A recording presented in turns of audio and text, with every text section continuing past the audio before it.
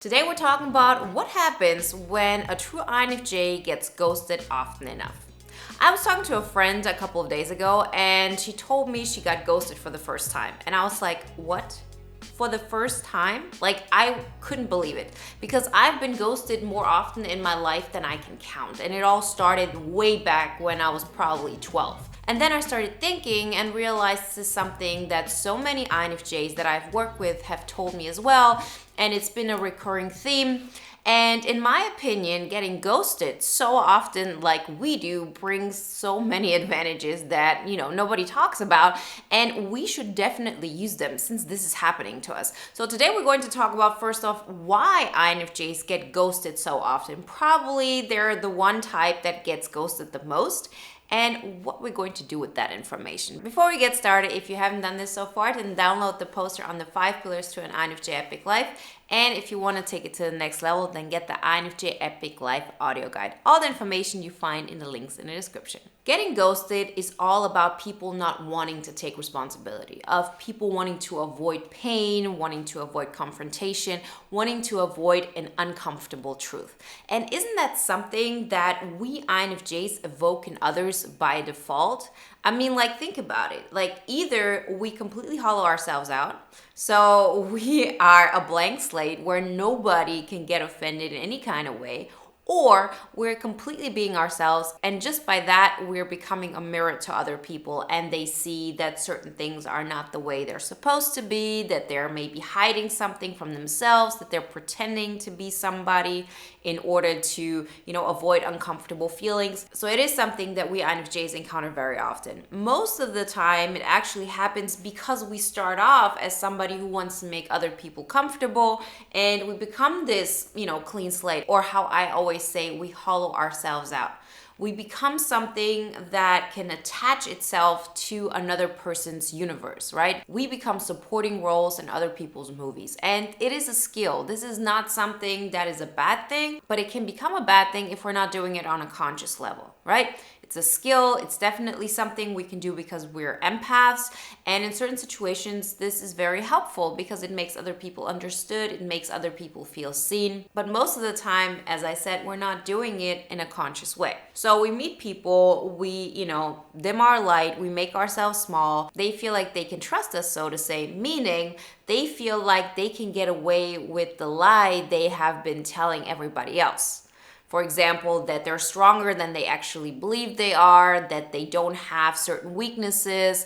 And when I say certain weaknesses, I'm not saying as an objective weaknesses. I'm saying it as this is something this person perceives as a weakness. And guess what? Who saw that? Who recognized that weakness? The INFJ did. And so it's of course natural that we experience these situations more often than other people. And nowadays with the internet and just with how our society is set up, these things become more and more accepted. It's not like this weird thing that hasn't happened to anybody yet. That's why this term ghosted got even, so popular. Everybody knows what it means when in the end it's something that people have been doing forever, but not to such an extent. But we as INFJs have experienced this way before the hype. The sad thing about this is that this definitely hits your ego. This definitely makes you doubt yourself. It makes you question yourself. It's really bad for your self-confidence for a certain amount of time.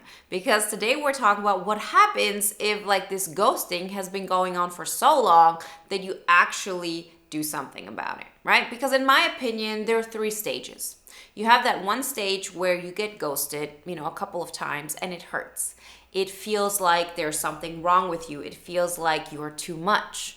It feels like you're too weird and people don't accept that. Or you feel like you had the best of intentions and people now feel like you're threatening and all you want to do is just tell them that, you're not. You want just the best for everybody and you didn't mean anything by you just being yourself. See, this is what happens actually, right? In the beginning, we make people understood, we make people feel seen, we hollow ourselves out, we dim our light, and then at some point, our true self comes out.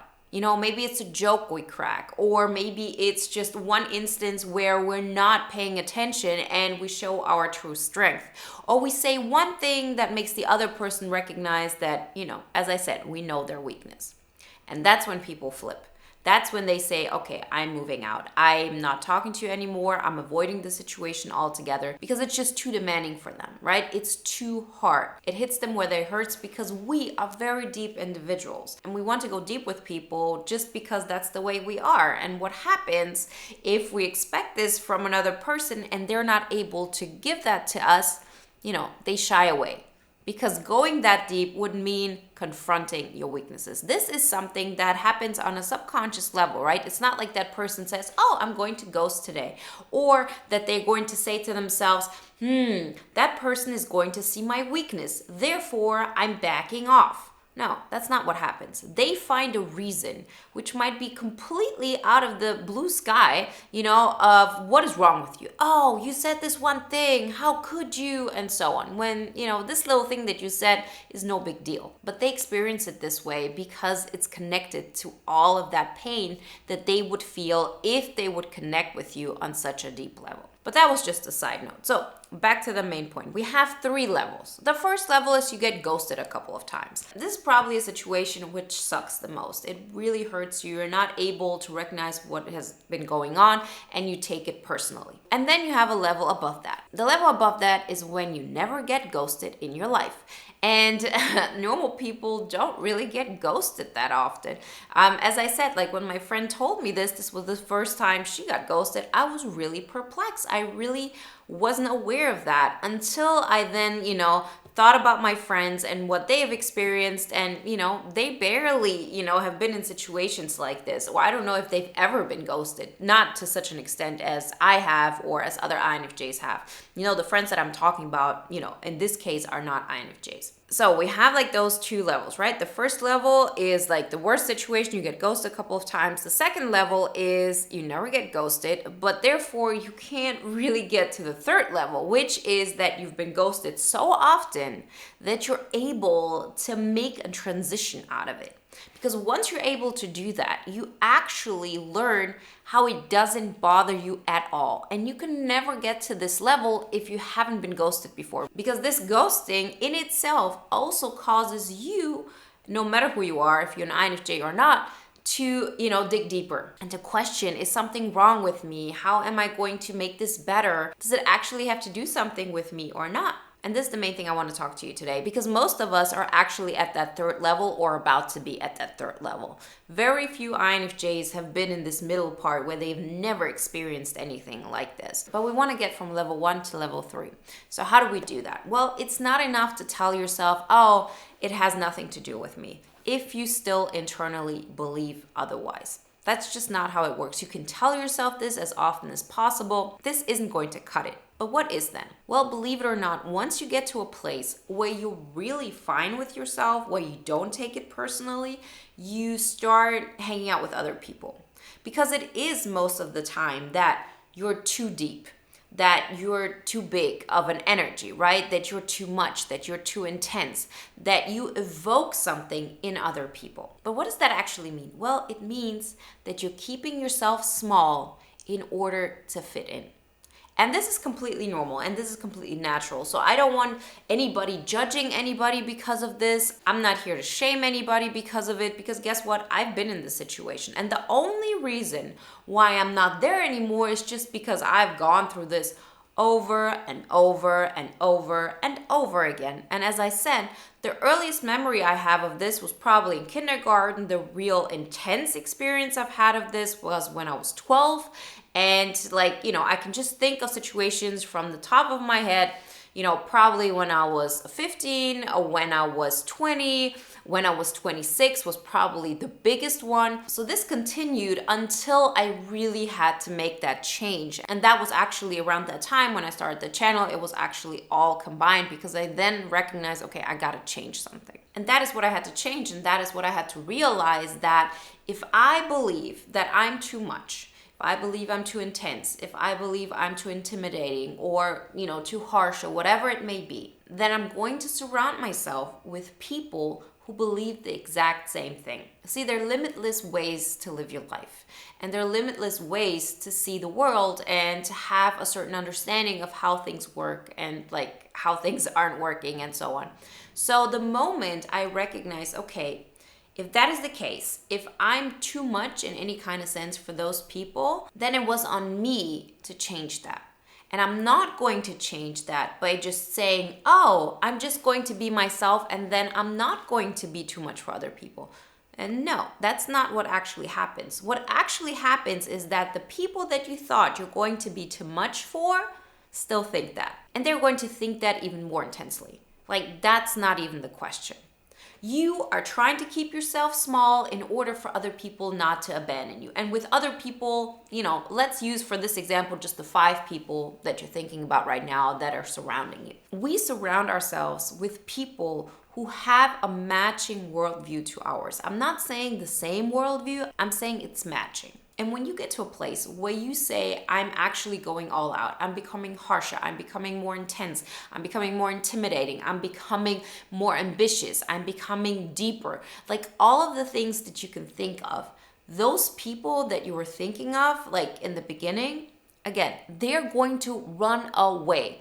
They don't want to be surrounded by you because there's just no connection. It's not that your life now suddenly just gets catapulted and like goes that much faster. That's also happening. But what is the main difference is that you live your life over here and that person is over there. Like there's no mental connection. And you know people like this. Like for example, people that you work with, that you see on a daily basis. And still there is no common ground there. And that is what happens once you start living all of this out. You don't have a common ground with the people that you thought you're going to be too much for. But what happens for the first time is you actually start connecting with new people because now you are in a different space. Your sense of identity changes.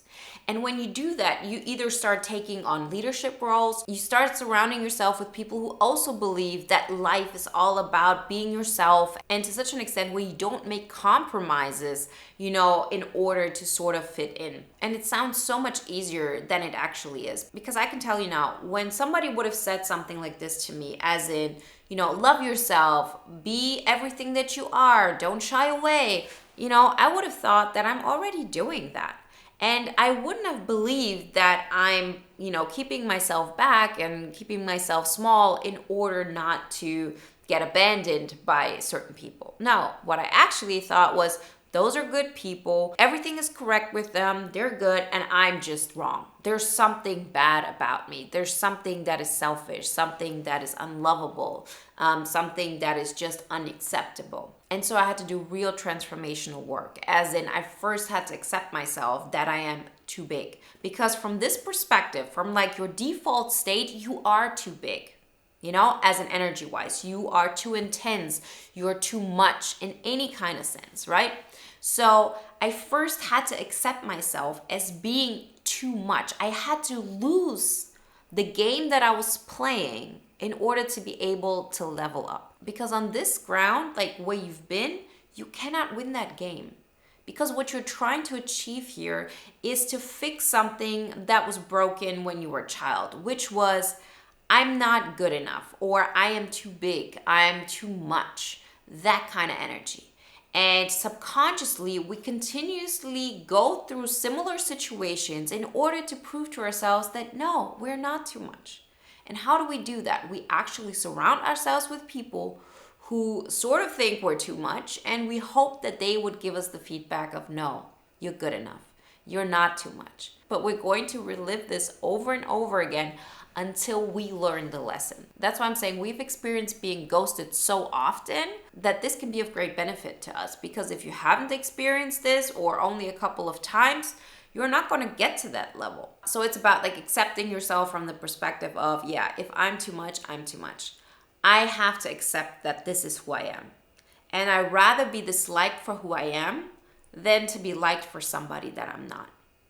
And it's a painful process. It's very uncomfortable, but it's so rewarding. And all the INFJs I've worked with that, have gone through similar situations that we work through together, this has always been like this epiphany and this like aha moment that really was all about experiencing life like that much easier, right? It's like really this heavy load is lifted off your shoulders. But it really requires you to make that choice of choosing you versus other people choosing you.